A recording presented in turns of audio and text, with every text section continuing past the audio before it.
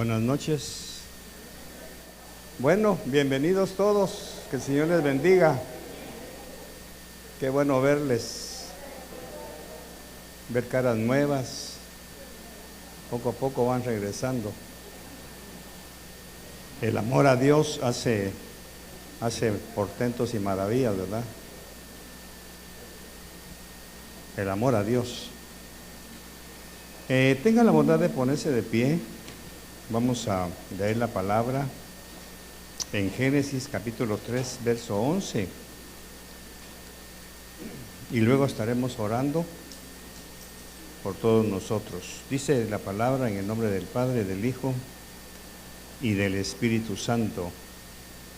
Entonces Dios le preguntó a Adán y Eva, cuando estaban escondidos en el huerto, le preguntó a Adán: ¿quién te enseñó que estabas desnudo? ¿Quién te enseñó? La frase que me interesa es ¿quién te enseñó? Porque ese es el tema que vamos a hablar esta noche. Padre, muchas gracias en el nombre de Jesús por este precioso pueblo que ha venido una vez más a estudiar tu palabra, porque somos un pueblo que tenemos hambre y sed de justicia, hambre de conocerte, de alimentar nuestras almas, para que nuestra vida, Señor, sea dirigida por tu Espíritu Santo. Muchas gracias por sanar a mi esposa, por sanar a aquellos que estarán quebrantados, los Masferrer, y todos aquellos, Señor, que estarán pasando momentos difíciles con su salud.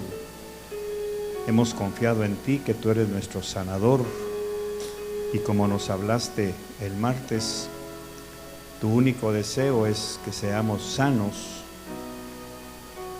integralmente. Muchas gracias por hablarnos esta noche. Trae sin novedad a los que vienen en camino. Gracias por prosperar nuestras finanzas, nuestras vidas, y gracias por sanar nuestro pasado, nuestro presente y nuestro futuro. Bendice a esta preciosa congregación. Y gracias, Señor, por nuestro pan de este día, que no faltó en ninguna mesa. Muchas gracias por tu gracia, tu bondad y tu misericordia, por los servidores y por todos aquellos que se ocupan de mantener tu casa limpia y en orden. Muchas gracias en el nombre de Jesús. Amén y amén. Fíjense, hermanos, que la mayoría de nosotros hemos recibido algún tipo de enseñanza desde nuestra niñez.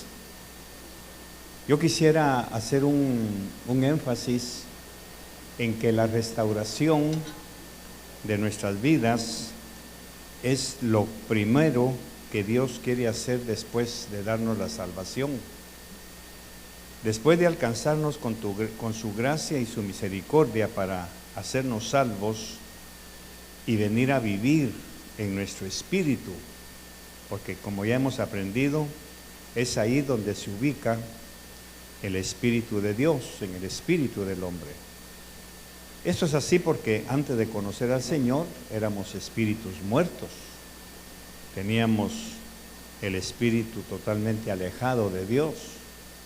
Pero cuando conocemos a Cristo, el Espíritu Santo entra al lugar de reunión. Por eso es que estudiamos que el espíritu humano se compone de 3 partes, en donde está la comunión, están los deseos de Dios, está la voz de Dios. Por eso cuando uno dice que Dios me habló, Dios me habló en el espíritu. Los incrédulos, los que no han pasado por esta experiencia maravillosa, dice: bueno, ¿y cómo le habla Dios a usted? Yo no lo oigo. Porque la voz de Dios no se oye con los sentidos sensoriales, se oye a través de la comunión del espíritu del hombre ya regenerado con el Espíritu de Dios. Ahí es en donde uno ya empieza a caminar, por así decirlo, en intimidad con Dios. Y después de ese paso de tener intimidad con Dios, empieza uno a desarrollar un oído especial para ir identificando la voz de Dios. Por eso repito, muchos dicen que a mí no me habla Dios. ¿Cómo no? A todos nos habla, pero no todos tenemos, como dice Pablo, los sentidos ejercitados. ¿Y cómo se ejercita el oído del Espíritu? Pues a través de la oración y a través de la lectura de la palabra. Porque cuando leemos la palabra, ahí se ve perfectamente, para los que ya hemos caminado un poco de tiempo leyendo la palabra constantemente, diariamente, se va desarrollando esa intimidad con Dios y en algún momento inesperado, una frase, una línea, una palabra resaltan de la Biblia y uno sabe que es Dios hablándole al Espíritu. Por eso es que es necesario, como hablábamos el jueves pasado, la semana pasada, identificar nuestra naturaleza, en dónde se ubica la voluntad del hombre, en dónde se ubica la voluntad de Dios. Y el cuerpo va a obedecer cualquiera de esas dos dimensiones. Dentro de ese contexto, el alma, que es lo que realmente llevamos años o necesitamos años para ser restaurada, ¿dónde se dañó el alma? ¿Por qué cuesta tanto que la palabra nos transforme? Porque lógicamente la palabra, cuando usted escucha la palabra, se ubica en el espíritu. Ahí es en donde ya empezamos nosotros a saber que estamos vivos, porque sentimos y oímos la palabra, la voz de Dios ubicándose en nosotros.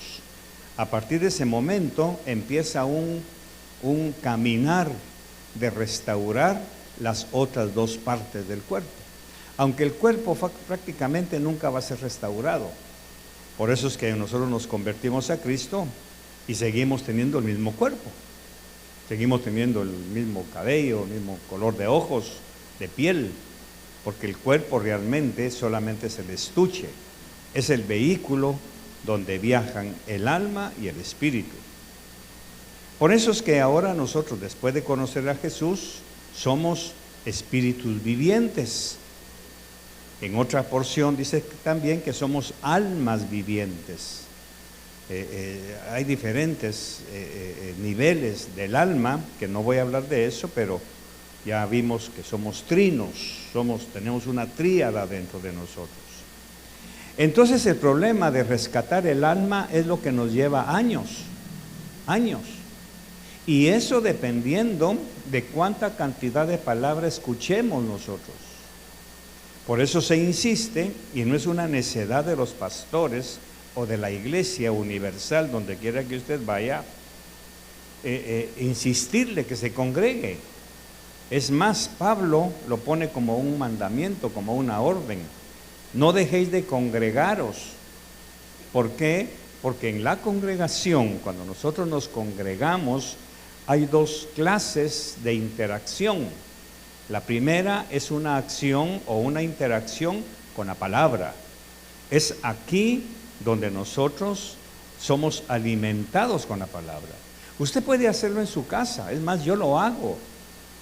Yo estudio la Biblia todos los días, la leo, escudriño, hago esto y lo otro, comparo diferentes versiones, busco ideas, pero eso solamente me alimenta el alma. Pero donde realmente escucho la voz de Dios es aquí, en medio de ustedes.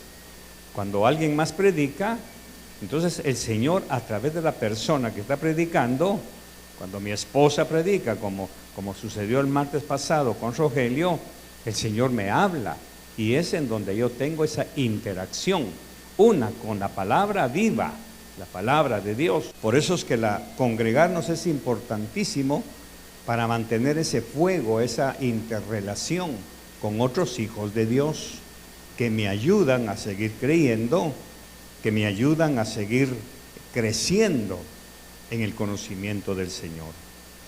Aquellos que no logran hacerlo, les va a llevar mucho más tiempo transformar el alma. Por eso es que Pablo, en una de sus cartas, dice que la iglesia está compuesta por espirituales y carnales. Carnales no se refiere al cuerpo, se refiere al alma, porque ahí está la parte de la carne. Es ahí en donde nosotros tenemos que poner énfasis, evitar en lo posible dejar de escuchar, no leer. Por eso dice la Biblia que la fe viene por el oír, no por leer la palabra. Es oyéndola, oyendo testimonios, oyendo la prédica, oyendo el mensaje. De esa manera, muchas veces la gente se decepciona de los predicadores. Hablaba con unos pastores esta semana y les decía cómo Dios es tan maravilloso que nos viste de su gloria para hacernos instrumentos de Él. Y entonces, como dice Pablo, con aquel mensaje de cartas abiertas, no es que estemos capacitados para escribir esas cartas, es que Dios nos permite, nos usa para ir escribiendo la palabra de Dios en la vida de aquellos que la escuchan a través de nosotros. De la misma manera, yo necesito que alguien escriba esta carta con la palabra que me predica. Así que todos necesitamos esta interacción espiritual. El único lugar donde se cambia el alma es en la iglesia. El único lugar donde se transforma el alma es en la iglesia. No es en la universidad, no es en los estudios, no es en el conocimiento secular, no es en el humanismo. Ahí no se arregla el alma, porque el alma es la parte del ser humano que busca siempre querer lo suyo. Por eso es que aprendimos que en el alma está la voluntad, están los deseos. Yo quiero. Y decíamos, y disculpe que me tome este tiempo para recapitular esto, pero es importante. ¿Por qué Dios nos dejó el alma entonces? ¿Por qué no dejó solo un espíritu y el cuerpo para que fuera el estuche? Porque en el alma están los deseos de superación. En el alma están los deseos de cambiar. En el alma está el anhelo de ser alguien. Porque como somos hechos a imagen y semejanza de Dios, en nosotros internamente hay un deseo de ser reconocidos, un deseo de ser amados, de ser queridos. ¿Y dónde se logra eso? Sino aquí en la congregación. Por eso es que una congregación fría, distante, flemática, no hablo de quietud, sino que no se interrelaciona, que no comparte, es una congregación que no está edificando el alma de sus miembros. Por eso se pide que nosotros seamos diferentes, ¿cómo decirlo? Que nos invitemos pues, que compartamos nuestra mesa, que compartamos nuestras bendiciones, que compartamos con los demás. Ahí está la famosa epístola a los Corintios, en el episodio del dar, del sembrar. El que siembra cosecha. El que siembra abundantemente cosecha abundantemente. Y eso no se hace con los del mundo, se hace en la iglesia. A través de ese proceso, nuestras almas van siendo transformadas. Y viene el asunto de que, por la pregunta, ¿por qué el alma? Uno de los pastores me hizo la pregunta bastante difícil de responder. Me dice, pastor, ¿y cómo salvo mi alma? Porque el espíritu ya está salvo. Por eso cuando uno parte o duerme, dice que el espíritu vuelva al que lo dio. En el soplo divino, cuando conocimos a Jesús, Él nos dio de su espíritu. Y ahí está la comunión con Dios. Pero en el alma es la que va a dormir, esperando la final trompeta, que habla Apocalipsis. Unos van a despertar, a resucitar, algunas almas van a resucitar para vida eterna, otros van a resucitar para muerte eterna. Así que no hay tres caminos, sino solo dos. Entonces la pregunta que brota es, ¿cómo compongo mi alma? Ese es el asunto. Y la única manera de componerla es en el espacio que Dios diseñó para, a través de la palabra, ministrar el alma. Ministrar esa parte que viene dañada desde antes de nacer. Por eso es que nosotros, por muy buena voluntad que hayan tenido nuestros padres, que hayan sido muy atentos y amorosos con nosotros, ya traemos conflictos almáticos. Por eso en psicología se habla de que una persona adulta que no logra encajar emocional, física, psicológicamente con un segmento de la iglesia o con los hermanos de la congregación, se dice que tiene problemas no resueltos. ¿Dónde? En el alma. Porque es en el alma en donde residen esas cosas, esos relentes que nosotros escuchamos, palabras, insultos, ultrajes o bendiciones excesivas, se ubicaron en el alma. Entonces, cuando una persona crece con demasiados halagos en su niñez, y ese es el peligro, y lo digo con todo respeto, ese es el peligro de los hijos únicos, que el hijo único empieza a crecer creyendo que todo gira alrededor de él y que todo es de él. Porque un hijo único, ¿con quién comparte sus juguetes? ¿Con quién comparte sus bendiciones? Como hijo pequeño. ¿Con quién comparte la ropa que ya no usa? Por eso es que aquí es en donde empiezan las trabas del alma. Que también hay un problema cuando somos hijos de una familia numerosa. Que a mí me tocaron los zapatos de hace 4 o 6 hermanos. A mí me tocaron solo los tacones porque ya ni suela habían. Eso también daña el alma. Pero ser hijo único daña el alma porque lógicamente los padres que los aman y que los quieren como cualquier padre, le hace creer al niño que él es el non plus ultra en todo. Su cuna, su cuarto, sus juguetes, su. Ese pronombre personal se va enquistando en el alma. De manera que cuando sale al reino de Dios, ya viene dañado. Entonces viene la maravilla del Espíritu Santo a arreglar esa área. ¿Me estoy explicando, hermano? Arreglar esa área que dañaron los padres inconscientemente. Ningún padre dice, bueno, voy a dañar a mi hijo, le voy a hacer creer que él es el centro del universo. No, sencillamente eso brota como una parte del amor paterno o materno. Por eso es que en China hay un terrible problema con su población, que ahí les permiten solo un hijo nada más. Solo un hijo. Entonces prácticamente esos niños son diosesitos para ellos, porque hay que cuidarlos, porque después de ese niño no pueden tener otro. Ahora imagínense el cuidado excesivo. Por eso es que los chinos son una potencia mundial en asuntos de inteligencia, de sabiduría, de conocimiento. Bueno, los chinos es una de las potencias mundiales financieramente, porque todos sus habitantes han crecido con un ego terriblemente alto. Entonces, en nuestro medio latinoamericano, que es lo que me interesa a mí porque es aquí donde el Señor me tiene, tenemos que entender nuestras conductas que a veces chocan con la palabra. Porque no nos cuesta entender que Dios está poniendo el énfasis en que dice que todo monte sea bajado y todo valle sea elevado, para conseguir el equilibrio emocional que Él busca en nosotros. Eso fue lo que pasó en Génesis. Eso fue lo que pasó en Génesis.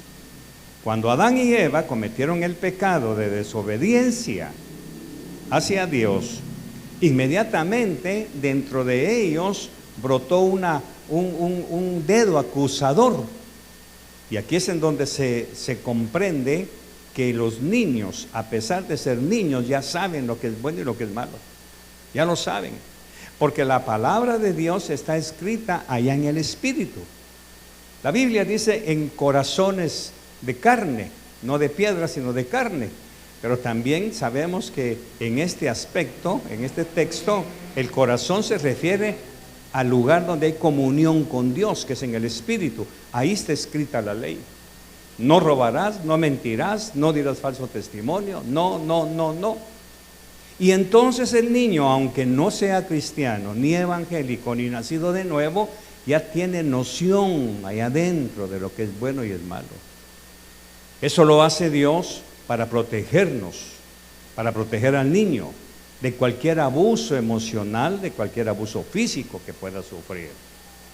Por eso es que una experiencia traumatizante en la niñez que violó ciertos espacios físicos, eso quedó en el alma y se enquistó de tal manera que a partir de ahí va a haber un miedo a amar, un miedo a sentir cariño, un miedo a tener relación con otras personas por aquel recuerdo que sucedió de que el niño sabía: esto que están haciendo es malo, esto no es correcto.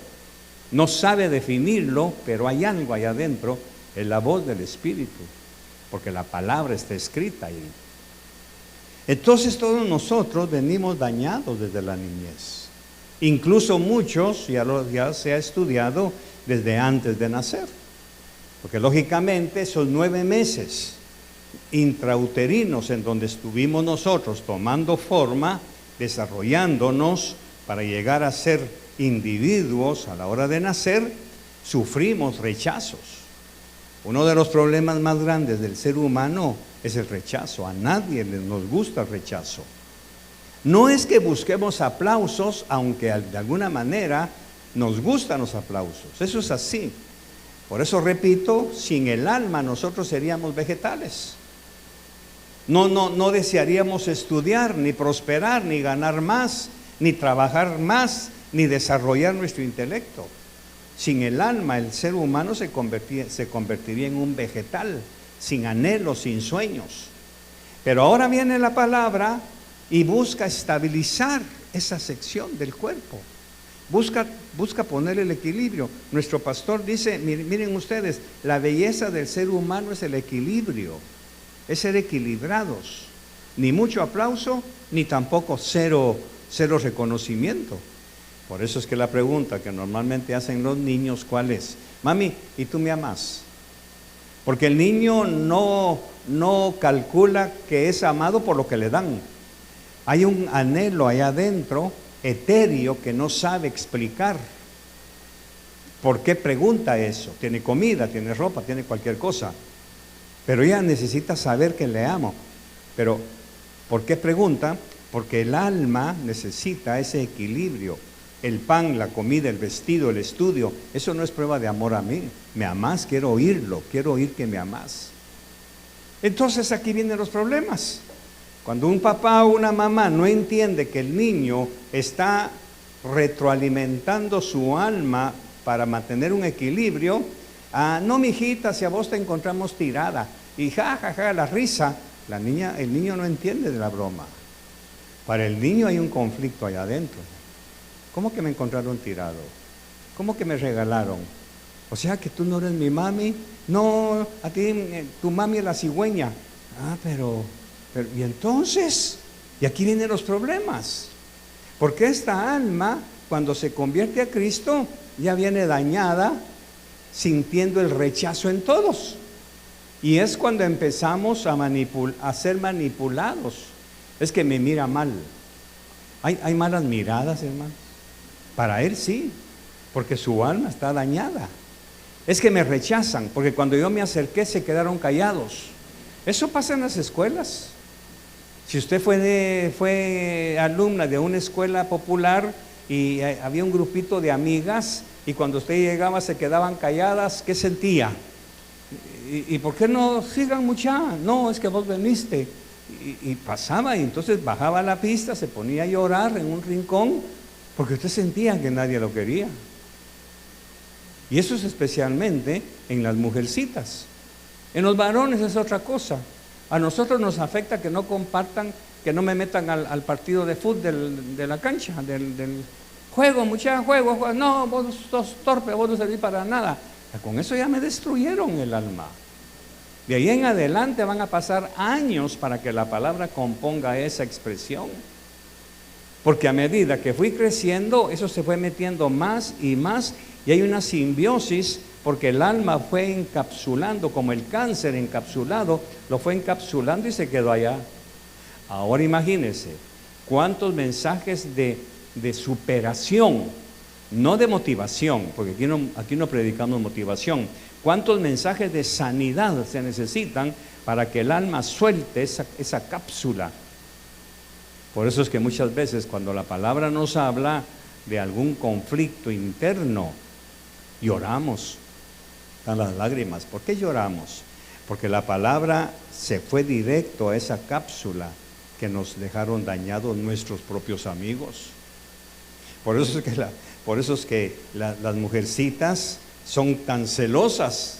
¿Dónde les creció el celo? Allá en la escuela. ¿Cuál es la palabra que usa una niña de 4 o 5 años en la escuela? Fíjate, mami, que fulanita, mi mejor amiga. ¿Hay mejores amigos? Pues para ella sí. Para ella sí, su mejor amiga. Y cuando su mejor amiga por cualquier cosa se enoja con ella, viene otro y le dice, ¿sabes qué? No le hables. Y llega a la casa llorando, ¿y qué te pasó? Es que fulana le dijo a mi mejor amiga que no me hablara. Imagínense el drama que está sucediendo en esa alma, que se está empezando a desarrollar.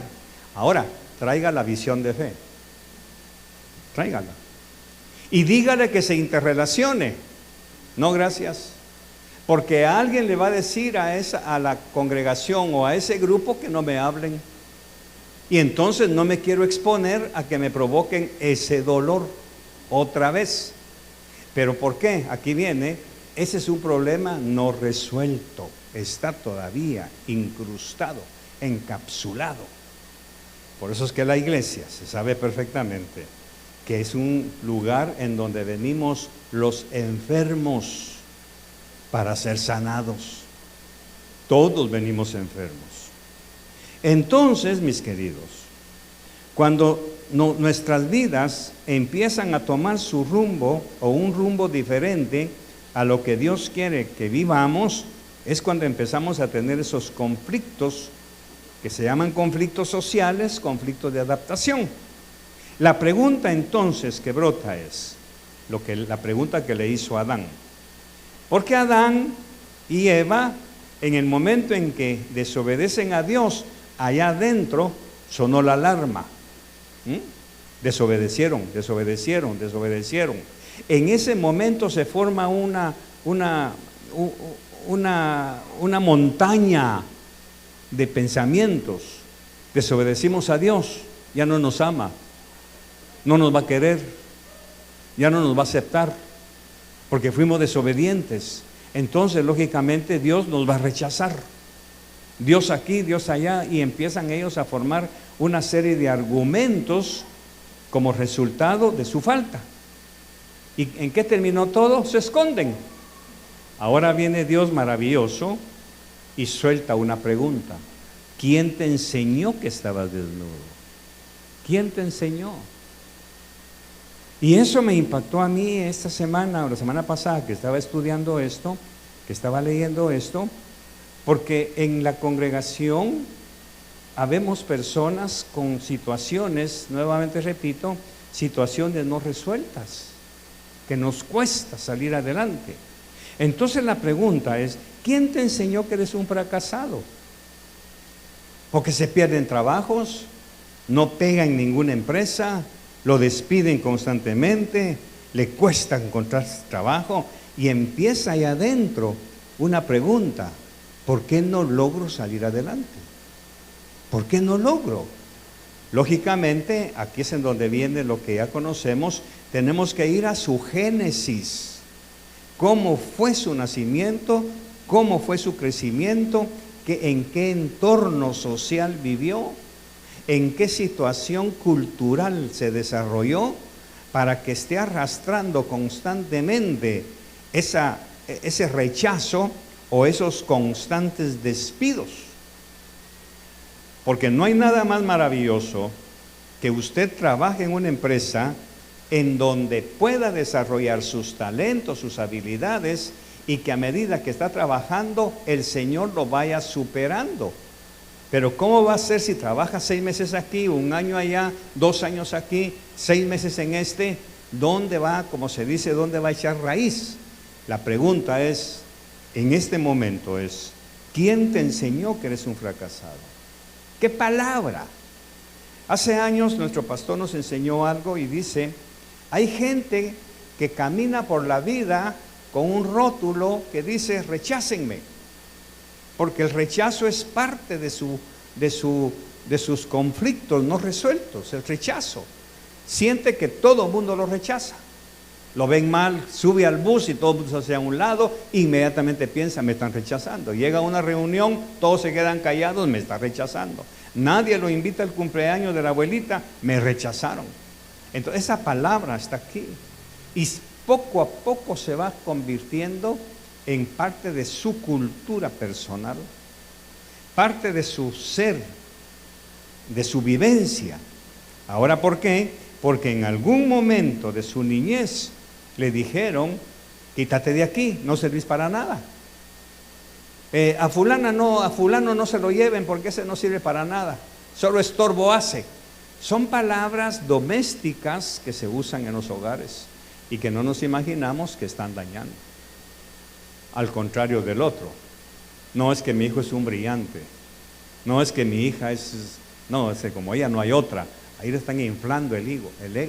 La palabra va a tener que pinchar, va a tener que quitar esa cáscara de egolatría, de egocentrismo, de egotismo, para hacer de esa persona una persona equilibrada. Según los estudios, abundan más los efectos negativos que positivos en el alma de nosotros.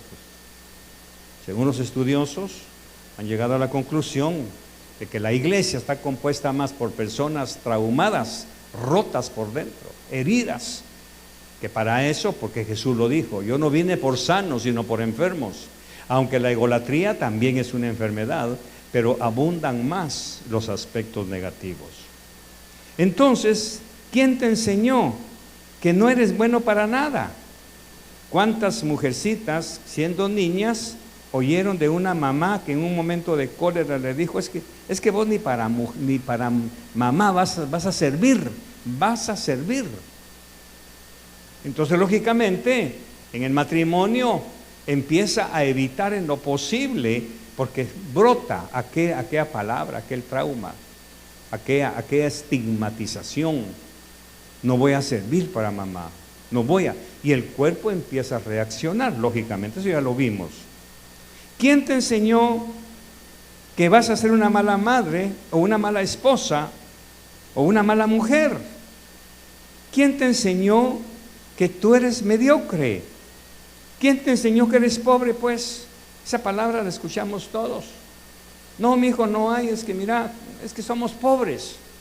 Sí, somos pobres. Por eso la Biblia dice, diga al pobre, rico soy. Es una reeducación. Es una implantación diferente de la palabra de Dios, neutralizando la palabra de nuestros padres, que en algún momento de impotencia, que no pudieron darnos lo que deseábamos o lo que ellos querían, se aferraban al único pretexto de que somos pobres. Y eso se incrustó, se encapsuló. Y a partir de ahí, cuando ya salimos a la vida, cuando salimos a la sociedad, ya estamos con ese estigma de que somos pobres. Y entonces, lógicamente, ¿cómo se sienten algunos? Y lo voy a tocar de esta manera. ¿Cómo se sienten algunos en un restaurante de 5 estrellas? ¿Cómo entra? Vamos a ver cómo entra. Llega en taxi, llega en carro. A nomás entrar a la puerta, que le den la bienvenida, inmediatamente hay un choque cultural. Baja la vista, entra con miedo, inseguridad. ¿Qué hago? ¿Cómo se entra? ¿Cómo se camina? Llega a su mesa y el mesero viene, agarra la servilleta y en algunas partes la estiran y se la ponen en la pierna y usted dice, bueno, ¿es para que me tape las piernas o qué? Este trapo blanco que me están poniendo. Hay unas inseguridades terribles. ¿Dónde nació? ¿Dónde está? Ahora la pregunta, ¿por qué Dios nos lleva a esos niveles? Para sanarnos.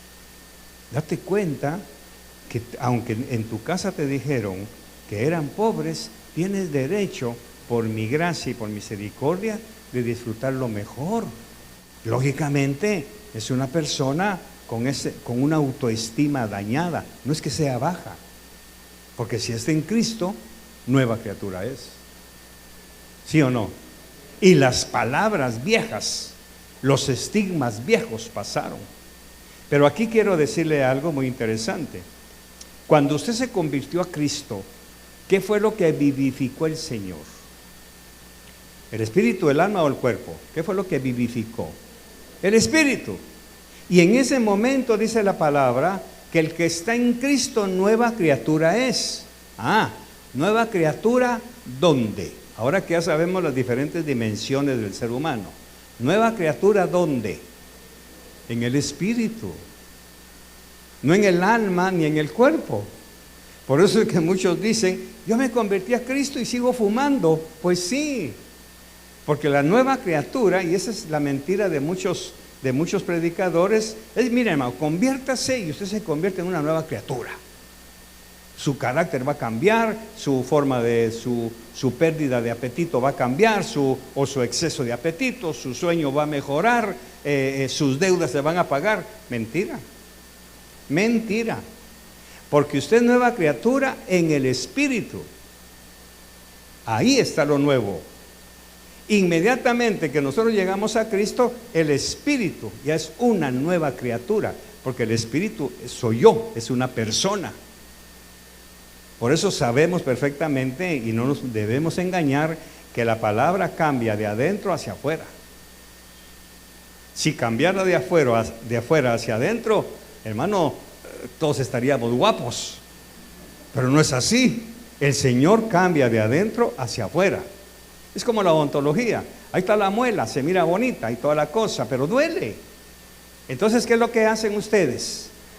Toman una radiografía para ver cómo está la raíz, cómo está la encía, cómo está ahí adentro, cómo está el hueso, toda la cuestión. Entonces ya con base en eso ya van a empezar a trabajar lo de afuera, pero primero tienen que tocar lo de adentro.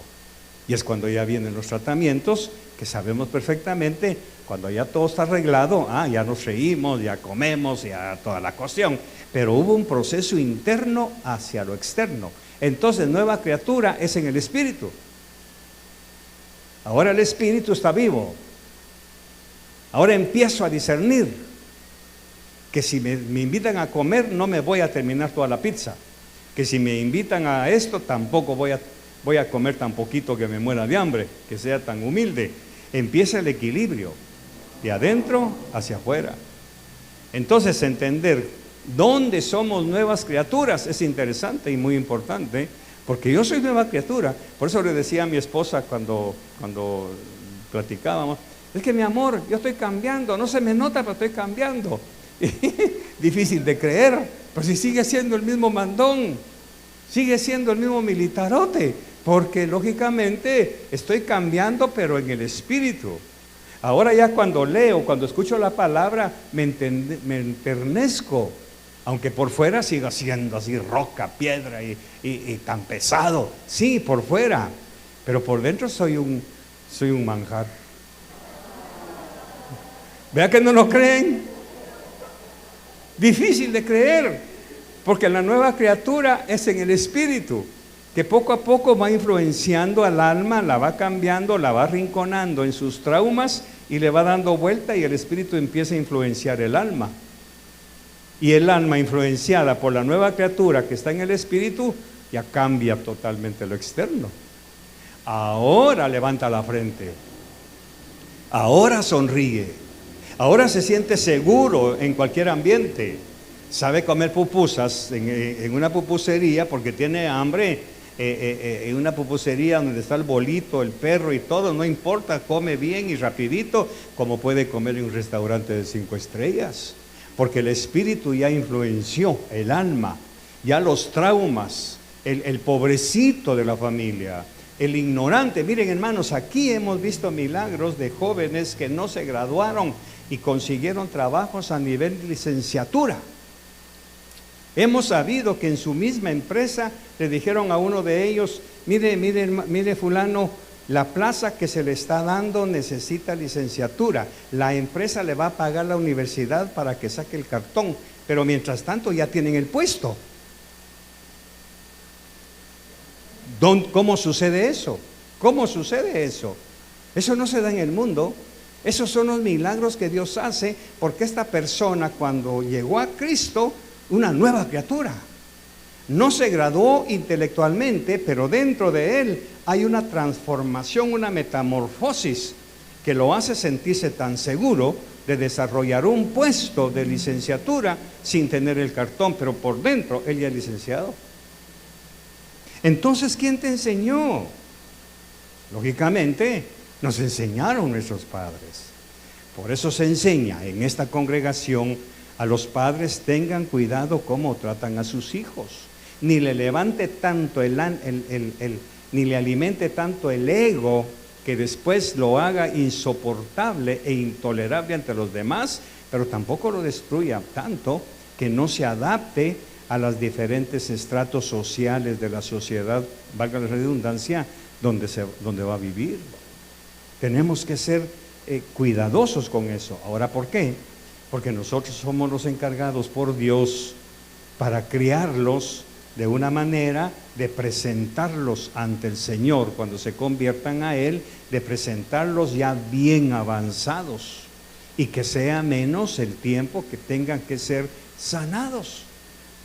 Porque el último problema que quiero tocar es cuántos años va a necesitar esa persona.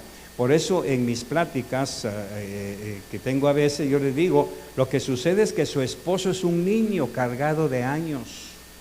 Lo que hay ahí en ese hombrote bravo y toda la cuestión es un niño que no desarrolló totalmente sus niveles de equilibrio que da la palabra. Por eso en Génesis el Señor le dice a Adán: ¿quién te enseñó? Inmediatamente que Adán no tiene cómo responder, sino que le echaron la culpa a toda la cuestión del proceso de la serpiente. ¿Qué fue lo que hizo Dios? Lo vistió. Aquí viene lo maravilloso. Mató un cordero, lo viste con la piel del cordero, y ahora ya puede salir de su escondite. Pero ¿qué pasa por dentro? Adán sigue herido por dentro. Pero Dios en su misericordia empieza un proceso. Veamos el proceso. Luego oyeron la voz de Jehová, verso 8. La voz de Jehová Dios que se paseaba por el huerto al aire del día. Dios quiere siempre, hermanos, que nosotros andemos al aire del día, que no nos escondamos. Por eso, como me gusta estudiar estas cosas, esos ataques de cabeza, esas cosas que buscan la oscuridad, que no soportan la luz, hay problemas no resueltos. Porque lo que Dios quiere es que nosotros andemos al aire del día sin ningún problema. Y el hombre y su mujer se escondieron de la presencia de Jehová Dios entre los árboles del huerto. Pero Jehová Dios llamó al hombre y le preguntó: ¿dónde estás? Él respondió: oí tu voz en el huerto y tuve miedo. ¿Se da cuenta? ¿Por qué tenemos miedo de oír la voz de Dios? ¿Por qué a veces no queremos escuchar la palabra que se nos predica y que pone el dedo en la llaga? Porque queremos oír cosas que no toquen nuestro interior. Por eso a veces los pastores, como su servidor, podemos ser acusados de qué necedad, ya va otra vez con lo mismo. Ya me cansé de estar oyendo de traumas. Es que hay traumas no resueltos. Hay problemas allá adentro que no han logrado resolver y que están dañando su interrelación. Primero, con su familia, que es el primer núcleo donde usted se desarrolla. Segundo, con el trabajo, que es el segundo lugar donde usted y yo nos desarrollamos. Tercero, en la congregación. Y después todo lo demás. Sigue diciendo: oí tu voz en el huerto, verso 10, y tuve miedo porque estaba desnudo. Estoy emproblemado, tengo conflictos, porque me siento mal. Ahora la pregunta: ¿y por qué tuviste miedo? Porque estaba desnudo, por eso me escondí. Verso 11, entonces Dios le preguntó: ¿y quién te enseñó que estabas desnudo? ¿Quién te enseñó eso? ¿Quién te enseñó que no puedes lograr tus metas? ¿Quién te enseñó que no puedes aspirar a ser diferente? ¿Quién te enseñó que no puedes alcanzar tus sueños, tus anhelos? ¿Quién te enseñó que no puedes cambiar? Es que mire, hermano, yo ya le entregué todo al Señor, pero menos mi carácter. ¿Quién le enseñó que su carácter es suyo? ¿Quién le enseñó que esas reacciones hepáticas son parte de la naturaleza humana? No. Por eso Pablo tiene tantos consejos en sus cartas. El amor, Corintios 13, el amor sea sin fingimiento, y tantas lecciones que da para ir transformando el alma de nosotros. ¿Quién te enseñó entonces que no podías hacer lo que anhelas? ¿Quién te enseñó que no puedes casarte? ¿Quién te enseñó que no puedes tener una familia? ¿Quién te enseñó? Ahora viene el mismo Dios se responde. ¿Acaso has comido del árbol del cual yo te mandé que no comieras? ¿Acaso has estado escuchando voces que no son la mía? ¿Acaso has estado oyendo voces que no vienen de mi espíritu? ¿Con quién has estado platicando para que ahora tengas miedo? ¿Con quién has estado conversando? ¿Con qué clase de personas te estás relacionando? ¿Con qué amiguitos o con qué familia estás hablando? Por eso, hermano, aquí viene algo tácito. Quien no deje padre, madre, hijo, no es digno de mí. Que si nosotros no dejamos el entorno en donde hemos crecido y que nos han dañado, no vamos a poder ser dignos de escuchar la voz de Dios, porque la voz de las otras personas o de las otras circunstancias pesan tanto. Mire, hay una voz que está actuando actualmente, valga la redundancia, en la mente y en el corazón de muchos cristianos. ¿Por qué no vienen a la iglesia? Porque tienen miedo. La pregunta: ¿cómo es que esa voz no le dice que le dé miedo ir al mercado, ir al súper, ir a fiestas? Pero sí le dice que tenga miedo de venir a la iglesia. A ver, ¿dónde está ese problema? ¿En el cuerpo? ¿En el alma o en el espíritu? En el alma, porque el alma está oyendo esas voces. Y el alma feliz, porque recordemos, el alma no quiere nada con Dios. Eso es algo que usted y yo debemos tener presente. Por eso algunas veces, ya no nos ha pasado, pero en algún tiempo yo le decía: mami, hoy no tengo ganas de ir a la iglesia. ¿Quién me estaba gobernando el cuerpo para no venir? El alma. ¿Qué voz había oído? Estoy cansado, tengo sueño, no tengo ganas. Y el asunto de venir a la iglesia no es que tenga ganas, necesito ir a la iglesia. Entonces viene David: alma mía, anda a la iglesia. Anda a la iglesia, alma mía. Entonces, ahí David le está hablando a su alma, y es lo que nosotros tenemos que identificar. Entonces, ¿quién te enseñó que estabas desnudo? ¿Acaso has escuchado otras voces? ¿Has comido del árbol del cual yo te mandé que no comieras? ¿Pesan más las palabras de tu abuelita que te metió miedo? ¿Pesan más las palabras de los médicos, de los psicólogos que dicen que no vayas a la iglesia porque te vas a contaminar, pero que sí puedes ir a otras partes, que no hay problema? ¿Qué voces estás oyendo? Verso 12, el hombre les respondió: la mujer que me diste. La mujer. Aquí no vamos a tomar a la esposa como mujer. Mi mami, mi mamá. Ponete suéter porque acordate que vos sos muy débil de los bronquios. No andes descalzo porque se te van a inflamar las amígdalas. No comas mucho porque vas a engordar. No comas poquito porque vas a estar todo raquítico. ¿Quién habla eso? La mujer que me diste, la mamá que me diste, Señor. La mamá. De ahí venimos. Y no es que las mamás sean malas, sino por cuidar. No corras porque te vas a caer. Ahora ese niño que no debe correr porque se va a caer, lo manda a la escuela. Y llega el profesor de física y dice: vamos todos, traigan sus tenis, sus pan, vamos a correr. No, porque me voy a caer. ¿Se da cuenta? ¿Dónde sufrió el daño? La mamá que me diste por compañera, Señor. La mamá que me formó. Entonces Jehová Dios dijo a la mujer: ¿qué es lo que has hecho?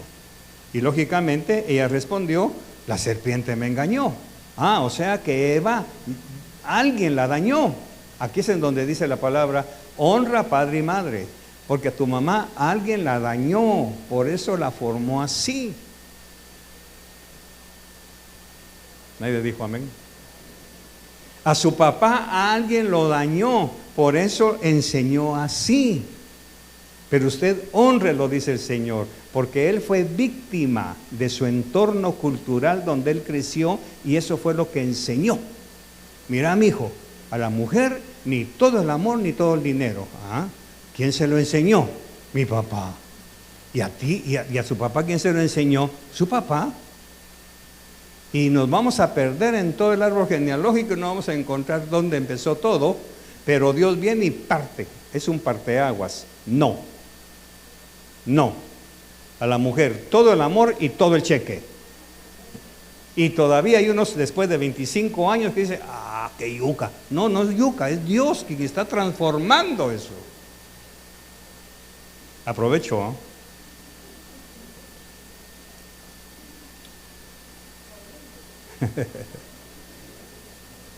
Entonces, ¿dónde está el problema de tanto cristiano? Que no sabemos interactuar con los demás. Algunos porque se creen mucho, otros porque se creen menos, otros porque tienen la desconfianza. Oye, tú, te invito a desayunar. ¿Qué querrá?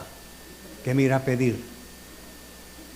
Porque se cree tanto, cree que tiene tanto, que quien lo busca es para pedirle algo, como sanguijuela. No conciben, quiere mi amistad, o quizá quiere llorar en el hombro que yo puedo ofrecerle, pero no. Y ahí es en donde llevo 25 años, o llevamos 25 años. No se vaya tan rápido, hombre. Es cierto que ahora con la mascarilla, pero por lo menos levante la mano. Dios, no que solo deja su cora de ofrenda y ¡pum! Ya se fue. Qué bueno que dejaron un billete de a 10, pues está bien, pero... Amén, iglesia. ¿Cuántos años faltan para que nos arreglen el alma? Dependiendo de cuánta palabra escuchemos. Cuánta palabra escuchemos. Y uno sabe que está cambiando, uno se da cuenta, porque estoy haciendo cosas que antes para mí no eran capaces.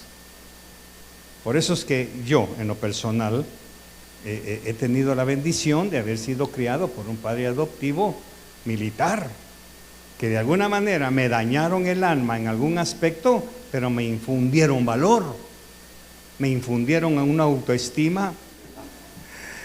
Amén. El alma es lo que el Señor pregunta. ¿Quién te enseñó? ¿Quién te hizo daño? ¿Quién te dañó tu autoestima? ¿Por qué te escondes? ¿Ve? ¿Por qué no das la cara? ¿Por qué no vives a la luz del día? ¿Por qué no reconoces que necesitas medicina? Padre, muchas gracias. Bendecimos la ofrenda. Te damos gracias, Señor, por proveer para nuestras necesidades. Gracias, porque sin tu ayuda no podríamos cumplir los preceptos que tú nos das. Muchas gracias, Señor, por esta plática. Ayúdanos a cambiar. Ahora que ya conocemos que somos nuevas criaturas en el Espíritu, ayúdanos a alimentar el Espíritu para que vaya siendo también de influencia y de nueva criatura a mi alma, para que al final todo mi ser, espíritu, alma y cuerpo sean presentados irreprensibles, como dice tu palabra. Gracias porque somos nuevas criaturas en el Espíritu. Ahora ayúdanos a llevar ese nivel al nivel del alma para que nuestro cuerpo pueda vivir en libertad. Muchas gracias por la ofrenda. La bendecimos, bendigo sus manos, sus diezmos y bendigo sus deseos de ser próspero a la manera del reino de Dios, sembrando abundantemente. En el nombre de Jesús, amén y amén.